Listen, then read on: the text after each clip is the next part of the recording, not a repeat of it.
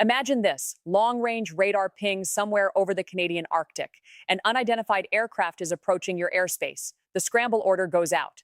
Now, here's the question that could decide everything. How long does your fighter jet take to start? Because in the Arctic, where temperatures plunge to minus 50 degrees Celsius and daylight can disappear for months, that answer is the difference between sovereignty and vulnerability. One aircraft takes over 10 minutes just to warm up, the other, ready to fly in under 2. And Canada, right now, is sitting on a $27 billion decision that will determine which one defends the North for the next 40 years. Stay with me, because this story goes way deeper than just buying a jet. Today, we're breaking down one of the most politically charged, strategically complex, and genuinely fascinating military procurement decisions in Canadian history. Canada has been trying to replace its aging CF-18 Hornet fighter jet since the late 2000s. The Hornets entered service in 1982.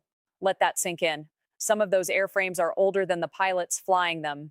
In 2022, Ottawa finally chose the F-35, Lockheed Martin's fifth-generation stealth fighter.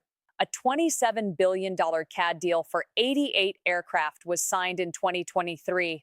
Decision made, case closed, or so it seemed. Then geopolitics exploded. Canada's relationship with the United States hit turbulence. And suddenly, a Swedish company called Saab walked back into the room with an offer Canada might not be able to ignore. Let's start with some context. Canada's current fighter jet, the CF-18 Hornet, first flew in 1978. It entered RTIAF service in 1982. That's older than the Apple Macintosh, older than the internet, as most people know it. And Canada has been flying it for over 40 years. Now, here's the wild part. Some of these jets have been upgraded and patched so many times, keeping them airworthy costs almost as much as buying new ones. The maintenance bills alone run into the hundreds of millions annually. Canada operates roughly 79 CF-18s today. The fleet is aging out, and the clock on replacing them has been ticking for 15 years of political delays, canceled tenders, and controversy. That's how you end up with a $27 billion decision made in a rush, and now potentially being questioned all over again. Now let's talk about the Challenger, the Saab GRIPEN E, built in Sweden by Saab, the same country, different company from the car brand. The GRIPEN E is a 4.5 generation multi-role fighter. Smaller than the F-35, cheaper, and designed around a philosophy that is genuinely fascinating: fight from anywhere. Here's a fact that blows most people's minds. The GRIPEN is specifically engineered to operate from public highways.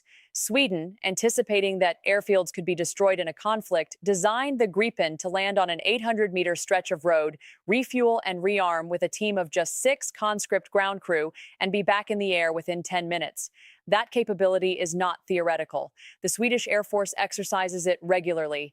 Now apply that to Canada's Arctic, where paved runways are rare, distances are enormous, and forward operating locations are often nothing more than frozen gravel strips. The GRIPEN was built for exactly that environment. On cold weather performance, independent defense analysts have noted the GRIPEN requires roughly 10 minutes for a cold start in minus 50 conditions, compared to approximately 20 minutes for the F-35 in comparable extreme cold, a meaningful real-world gap when every minute counts in an Arctic scramble. And Saab's pitch to Canada? Build them here. The company has proposed a full Canadian production line in Ontario, creating up to 10,000 manufacturing and research jobs over 40 years with full technology transfer, meaning Canada would actually own the knowledge to build and maintain the aircraft, not just receive finished jets from a foreign assembly line. So what did Canada actually agree to buy? 88 F-35A Lightning II aircraft. The same jet used by the U.S. Air Force, the Royal Australian Air Force, Japan, South Korea, and many NATO allies. The F-35 is a fifth-generation stealth aircraft. It carries radar-absorbing materials in its skin, advanced sensor fusion, electronic warfare systems, and the ability to share real-time battlefield data across a network of aircraft and ground stations simultaneously. That's genuinely next-level technology, and Lockheed Martin sweetened the deal significantly, promising $15 billion CAD in industrial work for Canadian aerospace companies, with more than 30 Canadian firms already holding F-35 subcontracts. Companies building parts of these jets right now in Canada.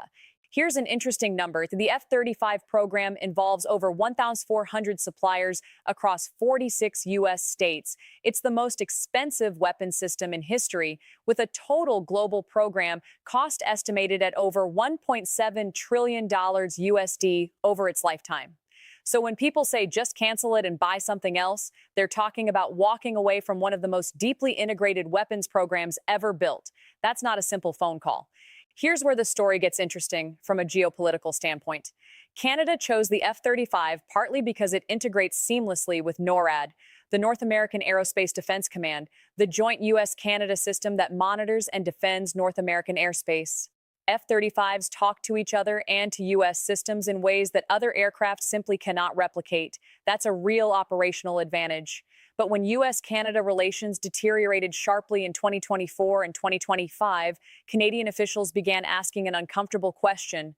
What happens to our air defense if our relationship with the supplier nation becomes politically complicated? And this is where it gets really nuanced, because here's something most people don't know about the GRIPEN E. It's powered by a GE Aerospace F414 engine, an American engine. Roughly one-third of GRIPEN components reportedly come from U.S. suppliers. So switching from the F-35 to the GRIPEN doesn't actually eliminate American supply chain dependency. It just redistributes it differently. By early 2025, Canadian Defense Minister Bill Blair announced a formal strategic review of the F-35 commitment. Saab CEO Mikael Johansson confirmed negotiations with Canada were ongoing, and the conversation evolved into something genuinely new, a possible dual-fleet approach, fly both, some F-35s for deep integration with American NORAD assets, some GRIPENs for Arctic sovereignty patrols, and austere operations where logistics chain simplicity matters more than stealth. Let's zoom out and look at the economic picture, because this is where the decision gets really complicated for Ottawa. Saab's full proposal isn't just about fighter jets. The company has proposed establishing a GRIPEN center in Ontario, a cyber resilience center in Toronto, a sensor center in Vancouver, and an aerospace R&D center in Montreal. The Globalized surveillance aircraft, part of the Saab package, would be built in partnership with Bombardier, using the Canadian Global 6500 business jet as its base platform. That's Canadian aerospace workers building a NATO-relevant surveillance product that could be exported globally. The job numbers Saab quotes are up to 10,000 direct positions, with ripple effects through the supply chain adding considerably more. But here's the honest counterpoint. Lockheed Martin's offer isn't small either. The company promises $15 billion in Canadian industrial work. Over 30 Canadian companies already have F-35 contracts. Walk away, and those companies potentially lose those contracts too. So where does this leave us? Canada is committed to receiving its first 16 F-35s starting in 2026. That contract is real and deliveries are beginning. But the broader question of fleet size, industrial partnerships, Arctic operational strategy, and how much dependency on any single foreign supplier is acceptable is still very much alive. What's certain is this: the Arctic is not a theoretical battleground anymore. Russia has spent years expanding its northern military infrastructure.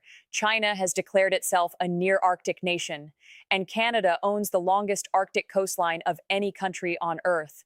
The jet Canada flies in that theater over the next 40 years will shape not just its military capability, but its credibility as a sovereign Arctic nation. That's a $27 billion question. And the answer isn't simple, which is exactly why it matters. If you made it this far, thank you, genuinely. This is the kind of topic that deserves more than a headline, and I appreciate you spending the time to understand it properly. Now I want to hear from you. Do you think Canada should stick with the full F-35 order, go dual fleet, or pivot entirely to the GRIPEN?